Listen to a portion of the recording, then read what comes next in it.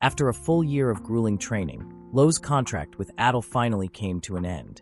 The two of them now stood together at the same place where Lowe once sat with Una long ago. ADOL turned to him, his expression calm but firm, and asked if Lowe was ready. Lowe answered without hesitation. He had been prepared for this moment for a long time. Closing his eyes, Lowe drifted into memory. He could still hear Una's voice in his head. Her dream of leaving the village, of becoming an adventurer ranker, and her wish to set out on that journey with him. But she had vanished before that dream could take shape. Lowe whispered to himself that he would carry her dream forward. He would be the one to step out into the world, to fulfill it in her place. When he opened his eyes again, he heard ADOL's voice. It was time to go. 17 years old now, Lowe stood taller, stronger, forged by the hellish training of humanity's strongest knight. He bore the weighty title of Disciple of the Strongest Knight, and his journey toward the legendary island of the gods was about to begin. The scene shifts far away, to the Balter Kingdom. Tully village, Lowe's home, lay close by, but our attention drifts to the royal capital, Turquista. It was a grand, beautiful city, and within it stood the branch of the Recognition Bureau, an organization with authority over every adventurer's rank. Inside the bureau, in a room cluttered with books, a young girl had dozed off on her desk. Startled awake, she panicked. She had overslept. Later, walking alongside an older bureau officer, she was teased about her habits. The older girl guessed she had stayed up all night staring at the ranking charts again. The younger admitted it without shame. After all, she belongs to the Recognition Bureau. Now, Recognition Bureau agents are appraisers dispatched across the world to measure the skills and accomplishments of rankers and to update their standings fairly. It is one of the most difficult professions in existence, demanding immense specialized knowledge and relentless fairness. Only the most capable could hold such a position. The young girl confessed that she was just a low-level employee, but she was determined to work hard, to climb in position and prove herself. Her colleagues smiled and called her a ranking maniac, and the younger girl wore the title proudly. Then she wondered aloud if there was a rising star out there, someone powerful enough to overturn the entire ranking system. The older girl pushed open a door, answering that such a star might already be inside. A crowded hall awaited them. The younger girl's eyes widened in surprise. It was the third-year adventurer ranking registration exam, and the turnout was enormous. She asked if it was always this crowded. The older officer explained it wasn't usually like this, but 2 months ago the Azaban Forest had been added to the official danger zone list, and that had drawn many strong candidates this year. The two began scanning the crowd, naming promising examinees. There was Owl Darkus, mercenary ranking 753, leader of the Red Wolf Mercenary Company, a rookie group, but already respected nationwide. And Eddie Markman, archer ranking 42, heir to a legendary family of archers. His father was ranked 2, his brother ranked 7, and rumors told that even as a child Eddie had pushed arrow speeds into double digits. His future seemed boundless. But the younger bureau girl cut her off mid-sentence.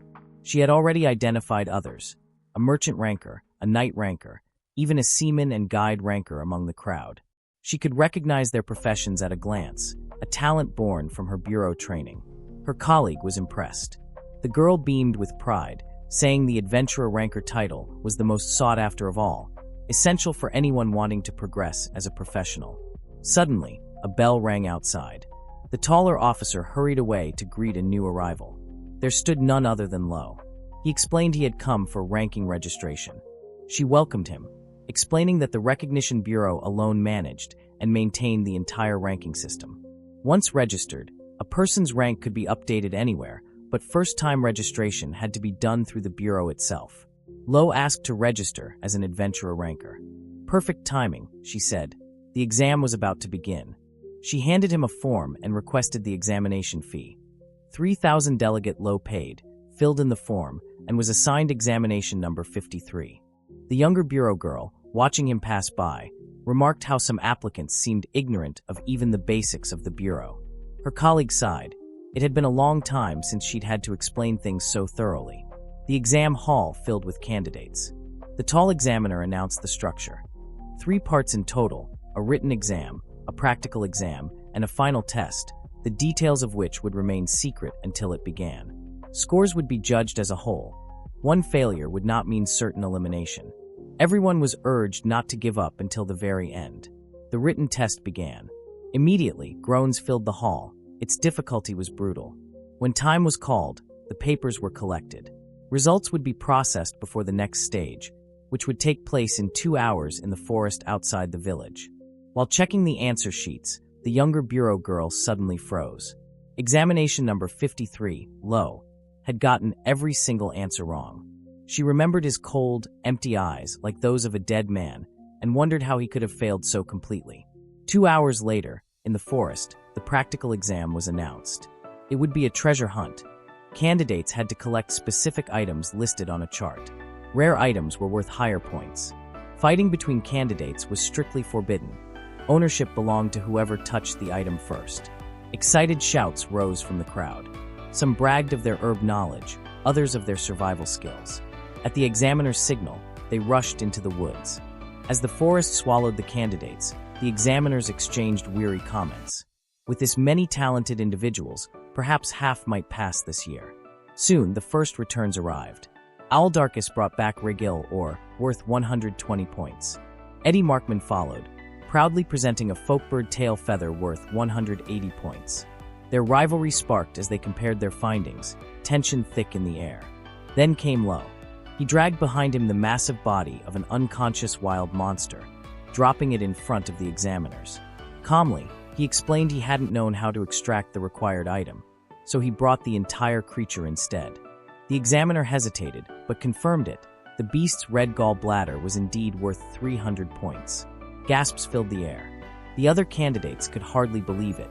Witnesses claimed they had seen Lowe strike only once. His sword moved, and the monster fell instantly.